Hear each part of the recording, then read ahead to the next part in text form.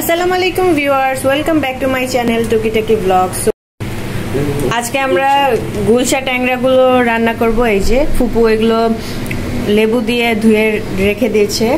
আর এখানে হচ্ছে পাঙ্গাস মাছ।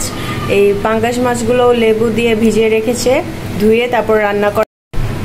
আর এখানে চিচিঙ্গা না, ধুন্দল আর ঝিঙা নেওয়া হয়েছে। এগুলো চুলিয়ে ধুয়ে নেওয়া হয়েছে। এগুলো মাছ দিয়ে রান্না করা হবে। ট্যাংরা মাছ পাক করবো, ঝিঙ্গা ধুন্দল। এগুলাতে আমি দিচ্ছি একটু কালি জিরা, একটু রাঁধুনি সস আর অল্প পরিমাণ জিরা নিছি একটু ফ্লেভারের জন্য। আমি এগুলো একসাথে দিয়ে দেবো। গরম করে নিচ্ছি, হালকা মশলা দিয়ে রান্না করব।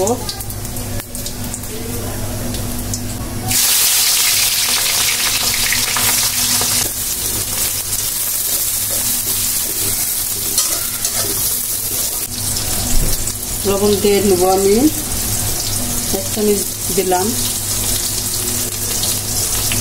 1.5 চামচ আমি লবণ দিলাম। আমার পেঁয়াজগুলো ভাজা ভাজা হয়ে আসছে, এই যে দেখুন। এখন আমি দিয়ে দেবো মশলা, একটু পরিমাণ মতো কাঁচামরিচ বাটা,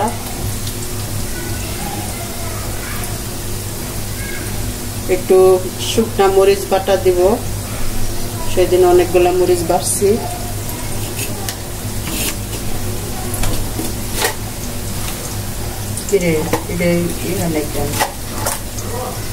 বলো, আদা রসুন দিব।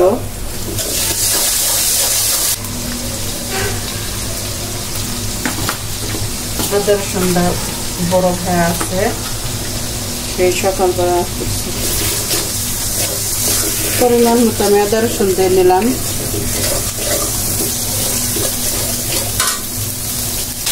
হলুদ দিয়ে নেব,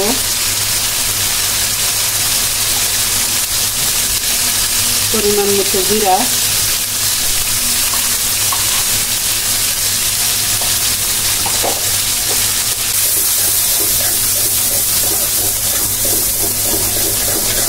একটু গরম পানি দেব।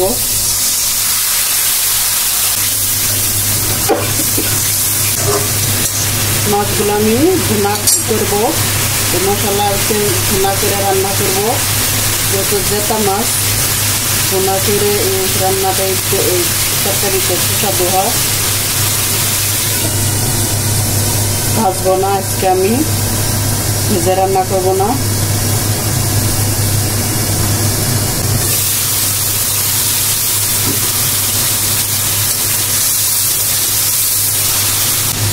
দেখুন, অল্প মশলা, বেশি মশলা দেই নাই,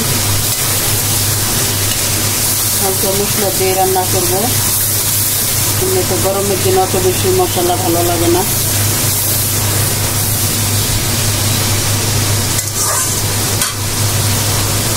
এখন আমি মাছগুলো দিয়ে দেবো।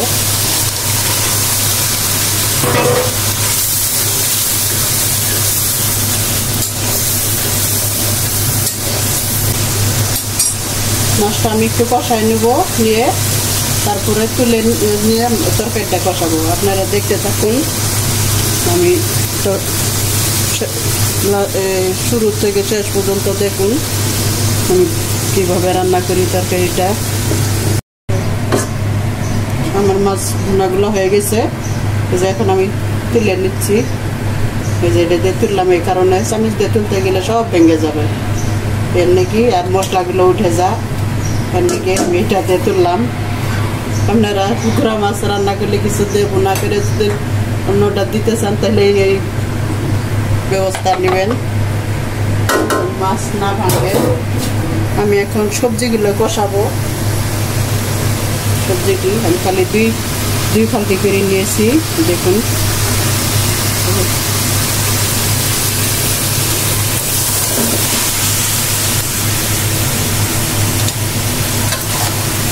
তারপর আমি কম দিয়েছি অনেক।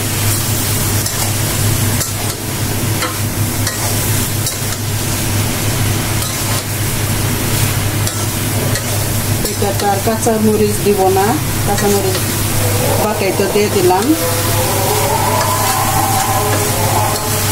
বেশি ভালো হয়ে যাবে সবজিতে।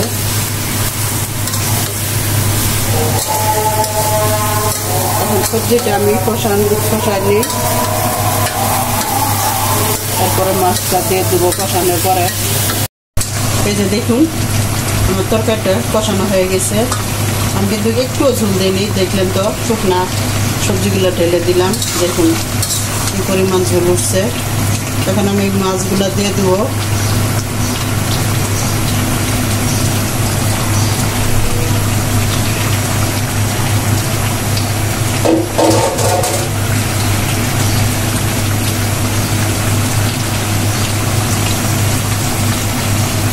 দেখুন পেট ভর্তি ডিম, এগুলা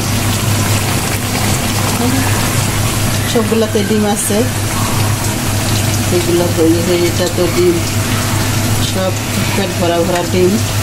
এখন আমি একটু দেবো, অল্প পরিমাণ একটু ঝোল দিব, গরম পানি দিব অল্প করে,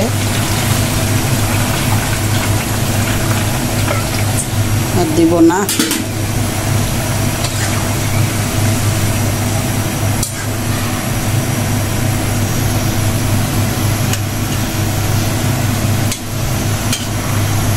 মাছের যত হলুদ দেওয়া হোক, তারপর স্বাদ এটা হচ্ছে রূপালী মাছ। এখন একটু লবণ দেখি, লবণ ঠিক আছে। এখন এটা আমি আর 10 থেকে 15 মিনিট আমি চুলা রাখবো ভালো মতো রান্না।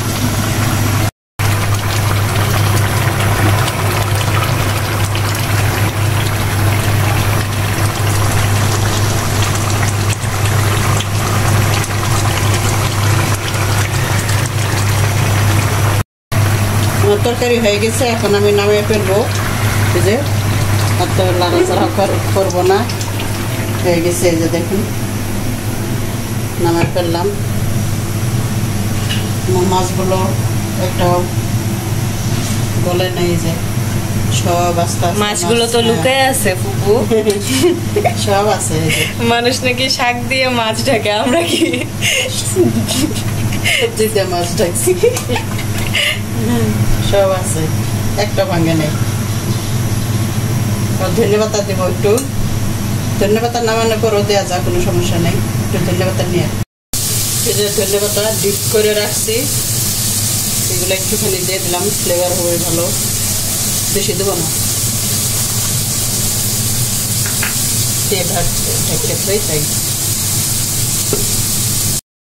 আমি এখন মাছগুলো যে নুন লবণ হলুদ দিয়ে আমি মাখা রাখছিলাম, এখন আমি ভেজে নেব। তো আগুনটা আমি নিভে রাখছি কি কারণে জানেন?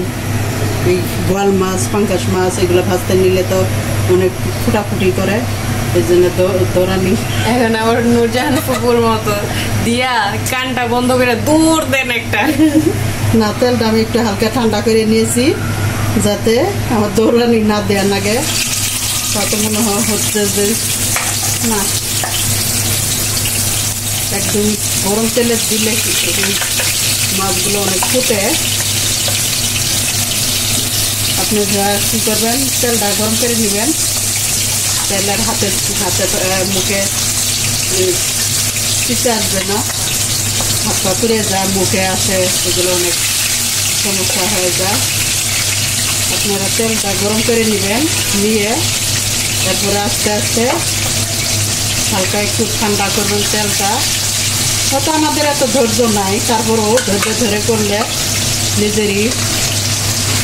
নিজের শরীর ধরে নিজে সেফ থাকা যায়। এত ধৈর্য ধরি না আমরা যে কেয়ার হবে, একটুখানি ফুললে পুরো। এখন আমি এই মাছটা ঢেকে দেবো, দিয়ে তারপরে আবার ওই পিসটা যখন হয়ে যাবে তখন আমি আগুনটা আবার কমায় নেব, কমায় তারপরে একটু ঢেকে দিই, তা নাহলে একদম ছিটচে যাবে তেল। আমি কয়েকটা কালি জিরা দিব মাছে ফোড়ন, আর দেব রাঁধুনি, একটু রাঁধুনি সস দিব, একটু রাঁধুনি দিয়ে দিলাম, জিরা দিলাম না, ভাজা জিরাটা দিয়ে দেব। তেলটা কমাই নিছি, যেহেতু বড় পাঙ্গাস মাছের মধ্যে এমনি তেল বেশি থাকে।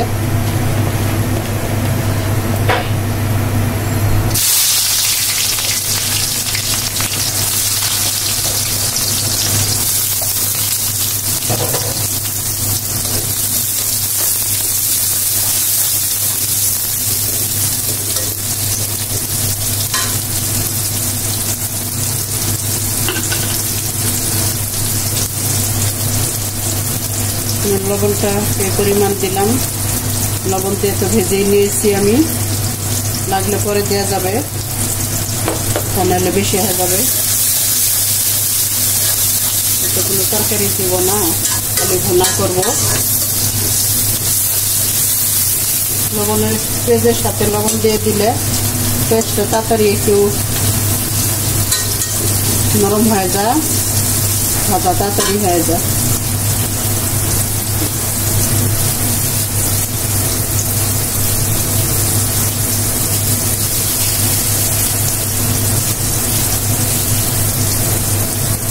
দিয়ে দেবেন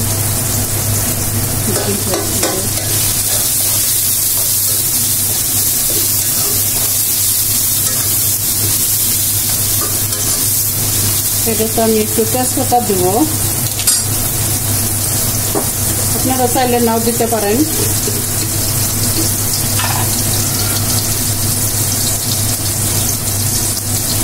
আমি একটু মাঝে সাঝে দেই।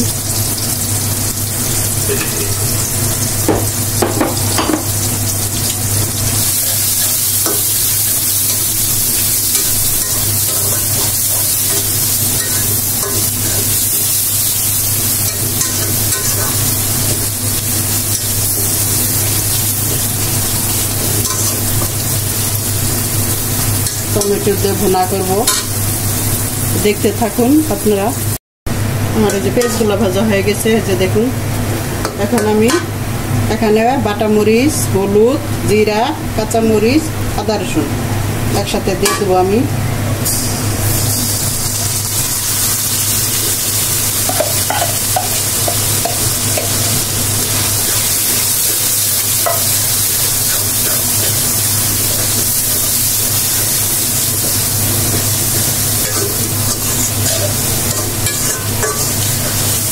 আপনারা আবার ভাববেন না যে শুকনো মরিচের গুঁড়ো হয়তো পানিতে গুলায় রাখে, আপনাদের তো আমি আগে দেখেছি মরিচ আমি নিজে বেটে নেই।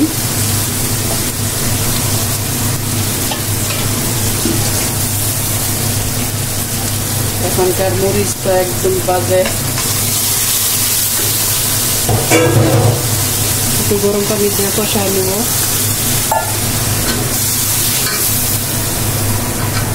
মশলাটা কষায় নিতেছি।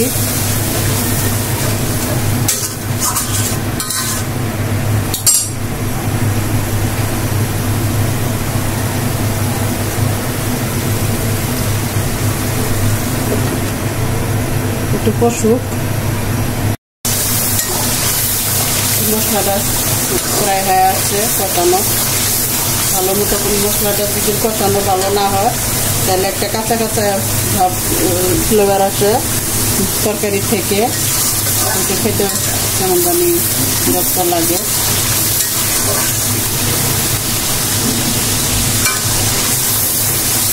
যতক্ষণ একটা একদম ভাজা ভাজা একটা ফ্লেভার আসবো তখনই বুঝবেন যে মশলাটা ভালোভাবে কষানো হয়ে গেছে।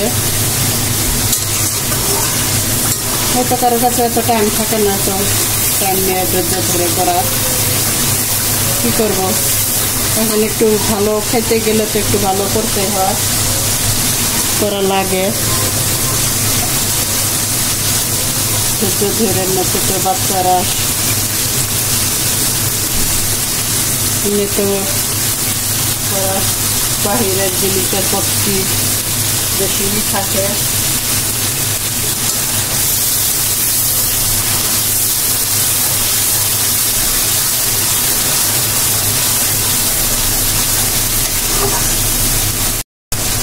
আমার মশলাটা কষানো হয়ে গেছে, যে দেখুন তেলটা উপরে এসেছে। এখন আমি মাছগুলো দিয়ে দেবো।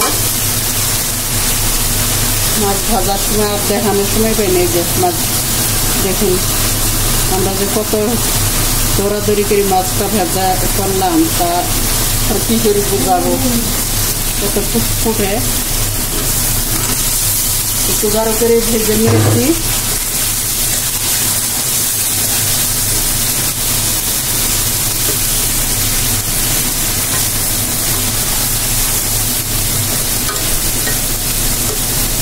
এখন আমি টমেটো দিয়ে দেবো। আমি ডিপ করে রাখছিলাম টমেটোটা দিয়ে দেবো। বেশি দেবো না, এগুলো টক টমেটো, তরকারি এমনিতেই টক হয়ে যাবে, কারণ থাকে না আবার তার মধ্যে। আমি একটু গরম পানি দিয়ে দেবো।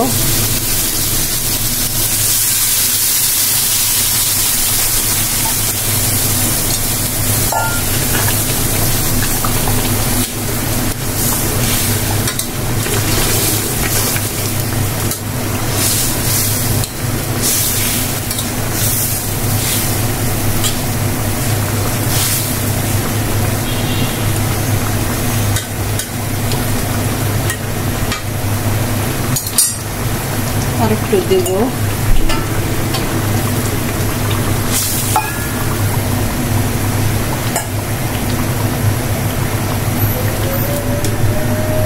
দশ মিনিটের মতো আমি রান্না করবো এটা, যাতে সব কিছু করা। দেখতে থাকুন আপনারা। এই যে তরকারিটা আমার হয়ে গেছে, এই যে দেখুন। এখন নামিয়ে ফেলবো, হয়ে গেছে।